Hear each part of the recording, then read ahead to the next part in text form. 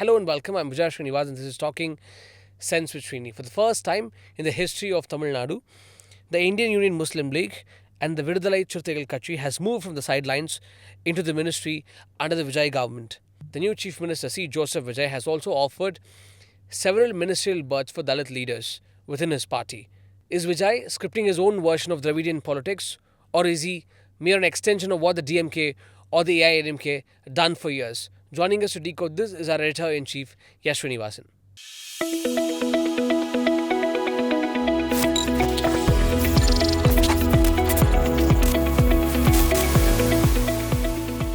So IUML and the Vidudalai Chiruthagal Katchi that represents the Dalit community here in Tamil Nadu gets a seat at the cabinet.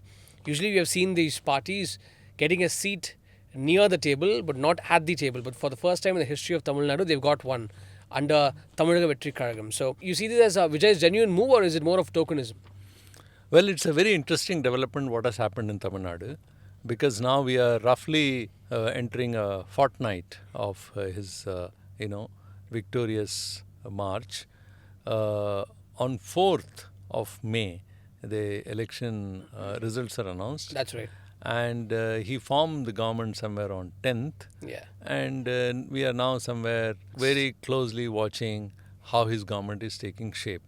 So if you look at the formation of the government itself, it seems to have turned the social coalition that existed in Tamil Nadu for last 59 years on its head. It's a very interesting development. Earlier, like you posed the question about entry of IUML, party with large support base of minority, basically Muslims, and VCK, Vidudalai Chiruthagal Katchigal, which is a party of Dalits, getting a cabinet berth each in the administration of Vijay. And that's a significant development. Now, why it's a significant development is, I think, what we would be discussing in next few minutes. Dalits and Muslims and Christians, basically minorities and Dalits, were always part of a large social coalition in Tamil Nadu. And that is a bedrock of inclusive politics of Dravidian movement here. Dravidian parties followed this. Both DMK and AIDMK very religiously followed that principle. And since they were inclusive and the entire movement was started by Periyar and others, anti-Brahmanism and more inclusive, these people are all part of that. This big umbrella or the big tent, if you had to call, they were all inside that, accommodated. So various social groups had their own demands, and they haggled for power. They wanted their own treatment. So they were accommodated within these camps, within AIDMK, within DMK. For instance, you found DMK further expanding it into a kind of a coalition which is more of a secular coalition, which had Congress, left parties, VCK, IUML, DMDK, MDMK, and Manidhanayam Katchi and other Muslim parties. They were all part of that alliance on the one side. And if you look at, if you go rewind a bit, even during MGR's time, there was a combination of all these. Coalition was there. This was continued by Jayalalitha also in the case of AIDMK. But then there were variations.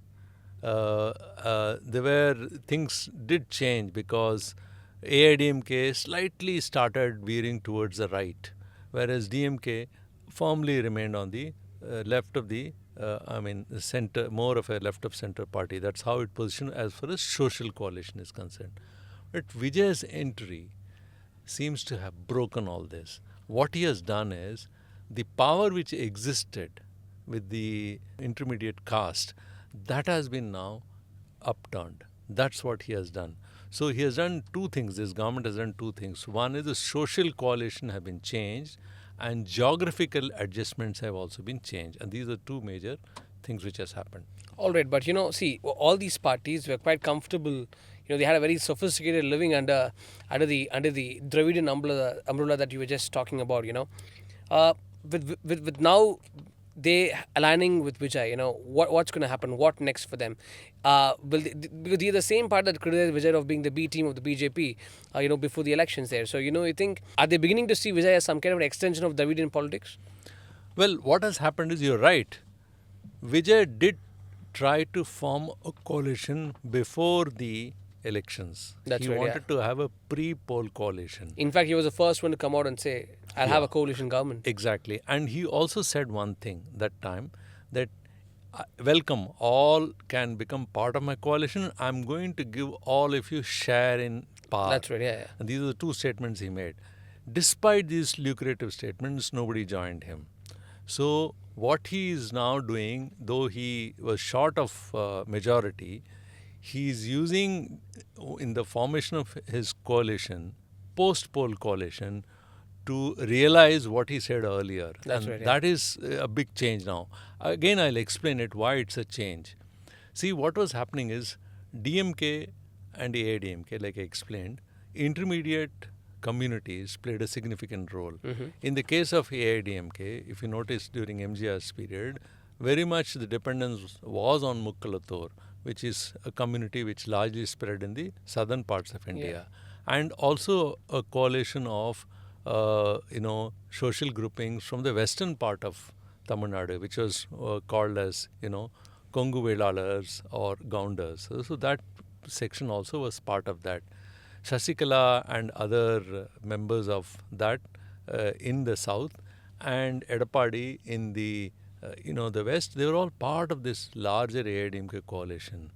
On the other hand, DMK formed a much broader coalition by including many other social groups, which include minorities, basically Muslims, Christians, and also a large section of Vaniyars. See, Vaniyars is again one main group, It's a largely existent agriculture group in the northern parts geographically. And they also allied with Gaunders on the other side in the west, and also some of them were in the DMK. Besides these large, big intermediate castes, a number of smaller intermediate castes will also form part of the DMK coalition. So this entire social coalition on both sides, AIDMK and DMK, which is inclusive in nature, form the bedrock of the politics here, like I stated earlier. But they were all, as I said earlier, part of the tent. They were all inside. Now, what has happened is, post-poll, when TVK on its own won only 108 seats and it couldn't get a majority, now it is actually pulled people from the DMK coalition. And it has got people out of that. And if you see who are the people they got, keep aside Congress party, let us look at VCK. They got VCK inside. They got IUML inside. And now for the first time, an IUML representative and a VCK representative who won from their own party symbol. Mind you, the others who were, ministers from minority, whether it's a Muslim or Christian in the past, had won from the ticket of AIDMK or DMK. But this time, the difference here is IUML, this particular members, they have won standing with their own symbol. Again, VCK, the person, so therefore they could maintain their identities. They did not merge their identity with that of DMK, but they are all separate political parties and they are shaken hands with TVK. Now, they also have a freedom. I mean, it cuts both ways. They can move out if they want. I mean, that is too early to say that, but so they have now begun to a new sense of freedom here. And that's the change which, TVK has brought. So if you notice, TVK's, this coalition is of these castes and communities, basically Christians, Dalits, Muslims, and of course other castes are also there. There are people representative from intermediate caste. There are people from Vaniyar community, Mukkalathur, Gaunders. All of them are there in this government. But the dominance of intermediate caste have gone. I mean, for the first time, perhaps there are 8 ministers, Dalit ministers, in VCK cabinet.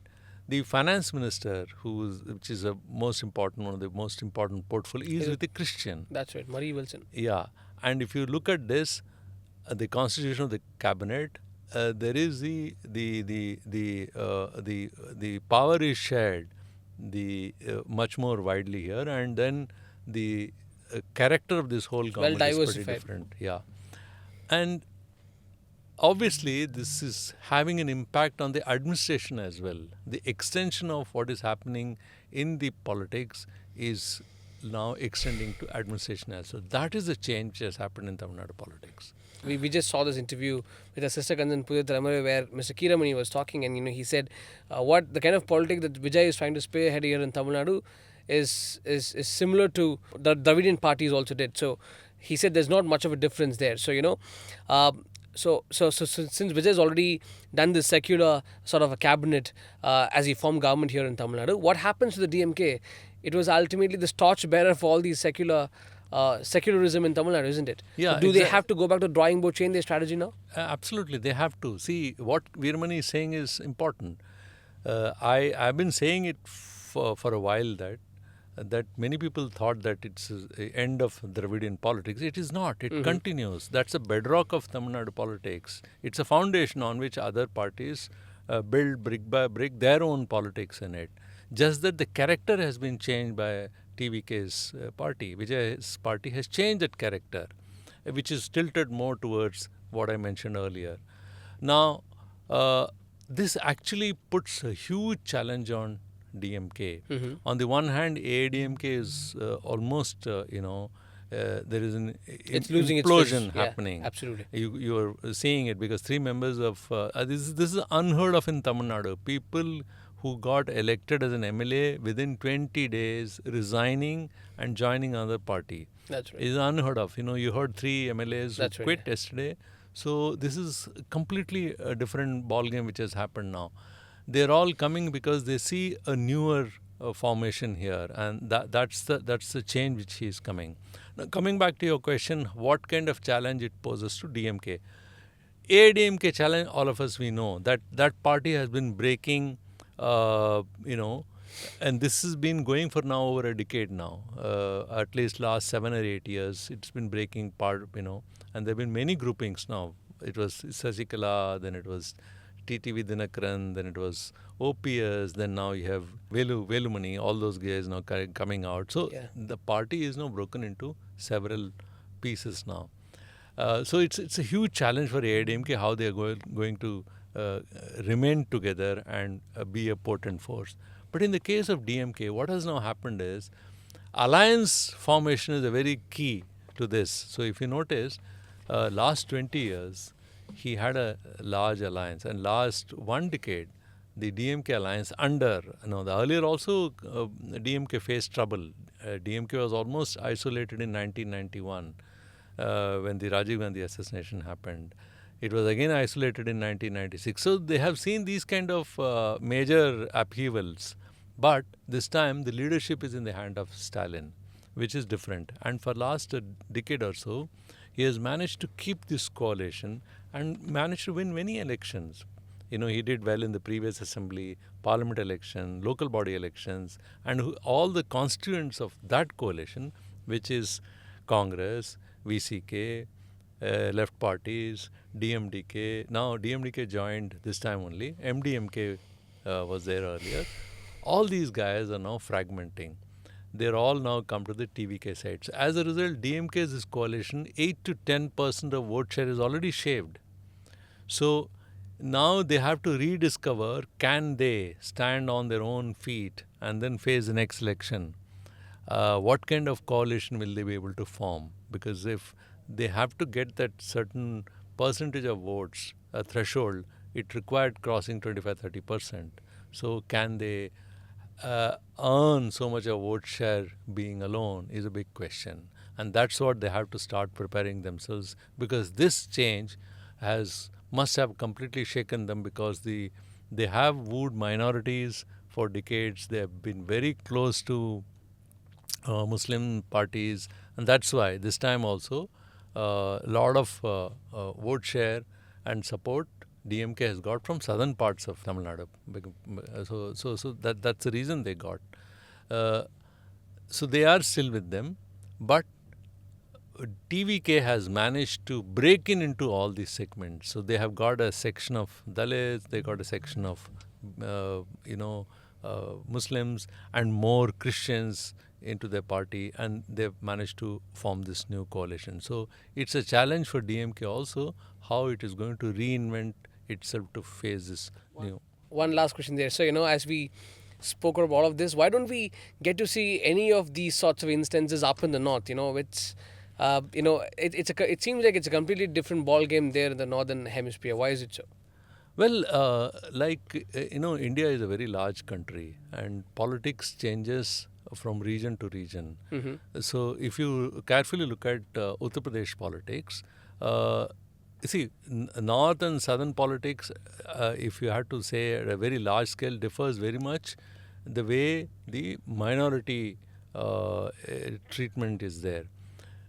Because there is a different approach to minorities in the north and a very different approach to minorities in the south. And that has a huge history because in north there have been lots of invasions. So the history is very different and the history of south is very different.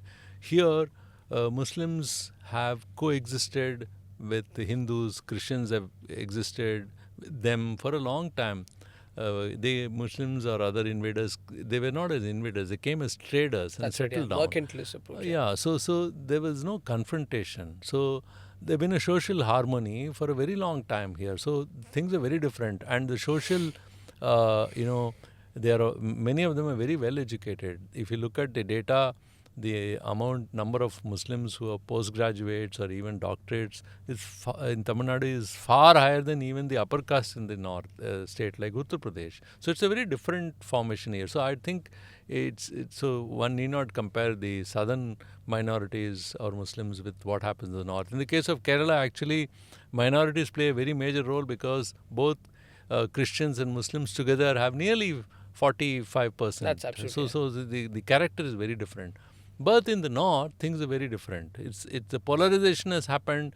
BJP as a principle, as a policy, has clearly announced and practices that it won't give a single ticket to a Muslim there. Whereas in some of the constituencies in Uttar Pradesh, the Muslim population is over 26%. You also saw the same thing in West Bengal. They are in large number in some Assam, constituencies. Hindu consolidation is what you. But they have made it. They have polarized the voters on the other side and managed to win the election. But South is completely different. Here they're pretty much homogeneous. And in Tamil Nadu, the Dalits are same as Uttar Pradesh, 20%. But in Uttar Pradesh, you twice saw, Mayawati becoming chief minister. But in Tamil Nadu, that hasn't happened because they are part of the coalition. But the empowerment here is happening in a different way. That's what you're seeing in these elections. Thank you, sir. Very insightful talking to you. Thank you. Thank you.